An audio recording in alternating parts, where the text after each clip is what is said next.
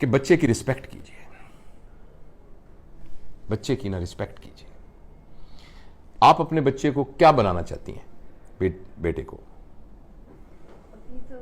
कुछ ज़हन में चले, एक ख्याल होगा, आप क्या बनाना चाहती हैं? जो आप अपने बेटे, फर्ज करें आप चाहती हैं कि आपका बेटा जो है वो जज बने हाई कोर्ट का, और उसकी उम्र है 3 साल, ठीक है, वो एक कुर्सी पे बैठा हुआ है, और आपने कहना थी कुर्सी खाली करो, खाला आई है तुम्हारी, तो आप उसको कैसे कहेंगे? उठो। लेकिन उसमें जज साहब बैठे होंगे तो उनको कैसे कहेंगे आप? रिक्वेस्ट प्लीज आप उठिए। प्लीज आप, जहमत तो होगी आपको, बुरा ना मनाइए, ये मेरी छोटी बहन आई हुई है, तो आप अगर वहां तशरीफ रख लें तो मैं आपका बड़ा शुक्रगुजार होंगी। तो मी लॉर्ड, जो आप उसको बनाना चाहते हैं ना, उसके लिए उसको तैयार करने का मतलब यह है कि उसकी वैसी इज्जत करें जो आप उसको बनाना चाहते हैं। आप उसको हाफिज़े कुरान बनाना चाहती हैं, और उसको कहते हैं उठो, तुमने खाना क्यों नहीं खाया, कपड़े देखे तुम्हारे कितने गंदे हो गए, चलो चलो। उसकी वैसे इज्जत कीजिए जैसे हाफिज़े कुरान की इज्जत करनी है। आपने जो उसको बनाना है उसकी वैसे इज्जत करनी शुरू कर दीजिए। और प्लीज आप याद रखिए, किसी फेलियर की वजह से अपने बच्चे की इंसल्ट ना कीजिए। बच्चे के लिए सबसे बुरी बात है इंसल्ट। जब पेरेंट्स को गुस्सा आता है ना, अपना इलाज कराइए। गुस्से वाली वर्कशॉप्स अटेंड कीजिए, इसलिए कि वो एक इंडिविजुअल है। आप जरा मेरी इंसल्ट करके दिखाइए मुझे इस वक्त, आप नहीं कर सकेंगी। मैं जुर्रत नहीं कर सकता आपकी इंसल्ट करूं। मैं जरा सा आपके साथ बदतमीजी बोलूं, आप उठ के खड़े, क्या मतलब भाई? आप उठ के मोबाइल फेंक के आप उठ के चलने जाना शुरू कर देंगे। आपके बच्चे के अंदर भी वही जज्बात हैं, मगर इत्तफाक से वो आपसे कमजोर है। जब आपने बच्चे को थप्पड़ मारा है ना किसी बात पर, वो बच्चा आपको थप्पड़ मार नहीं सकता, मगर आप यकीन कीजिए वो थप्पड़ आपने बैंक में जमा करा दिया है। लेकिन सर हमने तो ये सुना है ना कि अगर जैसे उस्ताद डांटता है या जो पेरेंट्स होते हैं वो डांट रहे हैं, या तो वो आपकी बेहतरी के लिए आपके सामने आपको डांट रहे हैं, आपके पीठ पीछे आपको बुरा, लेकिन इससे बेहतरी नहीं हो रही। इसको साइंटिफिक स्टडीज ने बताया है कि इससे बेहतरी नहीं हो रही है। अगर ऐसी होती तो डांटने से बेहतरियां हो जाती। तो जब हमारे पेरेंट्स ने हमें डांटा तो हम तो सही हो गए। एक्सक्यूज आपको लग रहा है? मैं अब एक बात आपको 2 मिनट मैं इस बात को खत्म कर लूं ताकि हम इसको समेट लें, फिर बीच में से जो ज़िमनी बातें निकलेंगी हम डिस्कस करेंगे। देखिए, जब आपने बच्चे को थप्पड़ मारा है ना, या कहा है तुम नालायक इंसान हो, और अगर तो वो 7 साल से कम उम्र का है ना, फिर तो इससे बेहतर था कि आप उस बच्चे को कत्ल कर देते। ये ज्यादा, मतलब मैं एग्जरेट करके बयान कर रहा हूं, सिर्फ एक इमोशन उसमें अटैच करने के लिए। मगर 7 साल से कम वाले के अंदर आपने रिकॉर्डिंग मशीन में डाल दिया ना, तुम नालायक इंसान हो, तुम जिंदगी में कुछ नहीं कर सकते, भटकोगे तुम गलियों के अंदर। आप यकीन करें, वो 7 साल के बाद सारी जिंदगी आपकी इस बात की लाज रखते हुए साबित करेगा कि मैं भटकूंगा। वो साबित करेगा कि मैं भटकूंगा। और अगर आपने उसको थप्पड़ मार दिया, वो थप्पड़ बैंक में जमा हो गया, जैसे मैंने अर्ज किया था, और उसमें फिर बैंक जैसे हर साल सूद देती है, वो सूद के साथ इकट्ठा हो रहा है। अभी वो आपको थप्पड़ मार नहीं सकता, एक वक्त में आएगा वो आपको थप्पड़ मारने के काबिल हो जाएगा, और वो आपको थप्पड़ मारेगा। वो थप्पड़ जरूरी नहीं कि फिजिकल मारे, वो अचानक कहेगा मामा मुझे दुबई में नौकरी मिल गई है। आप कहेंगे मेरा तो एक ही बेटा है, लेकिन मामा आखिर रोजगार के लिए मुझे जाना ही होता है। आप कहेंगे जिसके साथ शादी की है ना मैंने, अजीब मैं बहू बेहाल आई हूं, हालांकि मेरे भाई की बेटी है, पता नहीं इसने क्या मेरे बेटे के कान में फूंक मारी है, वो उसको लेके दुबई चली। मुझे जोड़ों का दर्द है, इसके अब्बा को हार्ट अटैक हुआ है, इसको ख्याल ही नहीं आया। वो थप्पड़ था जो कि सूद के साथ इकट्ठा हुआ है, और वो अब उसने आपके मुंह पे मारा है।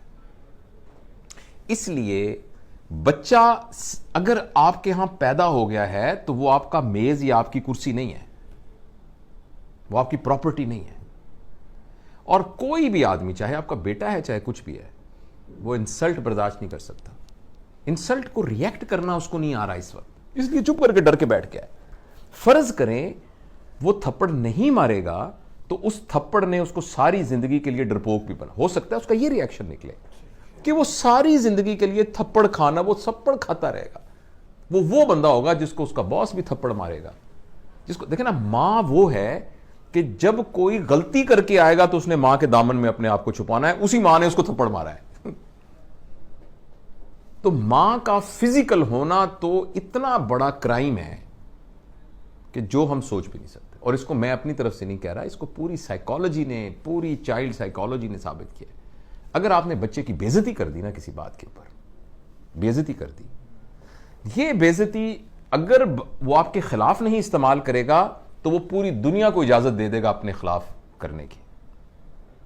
तो दूसरा ये है कि उसकी बेइज्जती ना करें किसी बात। और खासतौर पे आप बेइज्जती किस बात पे कर रहे हैं मुझे बताएं। तुम्हारे नंबर नहीं आए सही, क्या जिंदगी नंबर गुजारने का नाम है? नंबरों के ऊपर जिंदगी होनी चाहिए। मेरे पास मेडिकल कॉलेज में स्टूडेंट्स आते हैं 1200। मैं पब्लिक मेडिकल कॉलेज का हूं जिसमें मुफ्त, तकरीबन मुफ्त पढ़ाई होती है। तो 80,000 बंदों में से चुन के आते हैं बंदे 3,500, जिसमें से 350 मेरे पास आते हैं। आपके ख्याल में वो क्या बच्चे होते होंगे जो 1200 नंबर लेके आते हैं? और वो पहला इम्तिहान जब होता है ना, हाय अल्लाह हमारा इम्तिहान हो रहा है, हमारी स्टेज हो रही है, कहीं मैं फेल ना हो जाऊं। क्या ये वो बच्चा था 1200 नंबर लेने वाला? नंबरों ने क्या कर दिया उसको? आप सिर्फ इसलिए अपने बच्चे को इज्जत करेंगी या करेंगे कि उसके नंबर आते हैं। और जिंदगी गुजार में नंबर होने की क्या अहमियत है? इतनी सी अहमियत है। तो बेसिकली नंबर लेके हम अपनी ईगो को सेटिस्फाई कर रहे हैं और बच्चे को तबाह कर रहे हैं। वो नंबर ले बड़ी अच्छी बात है, मैं ये नहीं कह रहा कि नहीं नंबर लेने चाहिए, मगर ये नहीं है कि उसकी बेइज्जती करें आप। पूरे पंजाब में 3,500 लोगों को दाखिला मिलेगा, 80,000 अप्लाई करते हैं, 2 लाख ख्वाब देखते हैं इसके। तो उन 3500 के अलावा बाकी सारों की माँ बापों को यह इख्तियार तो नहीं है कि उनकी बेइज्जतियां करनी शुरू कर दें। तो पहला प्रिंसिपल मैंने आपको यह बताया कि 7 साल के लिए आप अपने ऊपर एक पाबंदी लगा दें, ठीक है। दूसरा मैंने आपसे अर्ज किया है कि आप रिस्पेक्ट करें उसकी। जब आप लोगों को डिसरिस्पेक्ट करते हैं ना, तो पता क्या होता है, या तो वो रिटेलिएट करते हैं अगर पावरफुल हो, अगर वो पावरलेस होते हैं तो उनकी सेल्फ स्टीम और सेल्फ एफिकेसी कम हो जाती है। उनको लगता है मैं गंदा हूं, मुझे लगता है मैं बुरा हूं, मेरे लिए मेरी मां से बड़ी सनद कोई नहीं है जिसको मैं देखकर, आंखों में देखकर फैसला करता था क्या सही है क्या गलत है। उसी मां ने मुझे थप्पड़ मारा है, यानी मेरे ऊपर सबसे बड़ा फतवा लग गया है कि मैं गंदा आदमी हूं, मैं इस काबिल हूं कि मुझे मारा जाए। क्यों भाई? जो मेरे लिए दुनिया की सबसे बड़ी मुकद्दस हस्ती थी, उसने ये फतवा दिया है कि तुम थप्पड़ मारने के काबिल हो। इसका ये मतलब है। बिल्कुल सही बात। तो अब अच्छा, ये तो कहा ना आपने बच्चे, आपने बीच में आपके सवाल का जवाब दे दो कि जो अब तो ये वक्त गुजर गया, आप क्या करें? अब ये करें कि बच्चे को बुलाएं और बुला के कहें, बेटा अब तक की जिंदगी में तुम्हारी तरबियत के सिलसिले में अगर मुझसे कोई गलती हो गई है तो मुझे माफ कर दो। वो कहेगा मामा आप क्या कर रही हैं?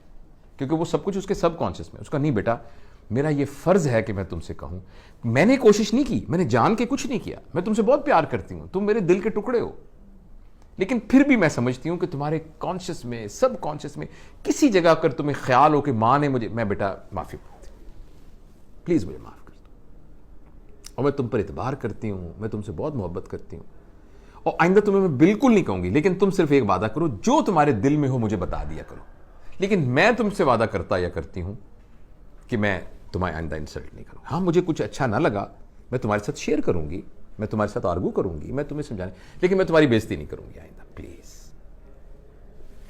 ये तो ये इसका हल है जो बड़े हो गए उनके साथ। अच्छा।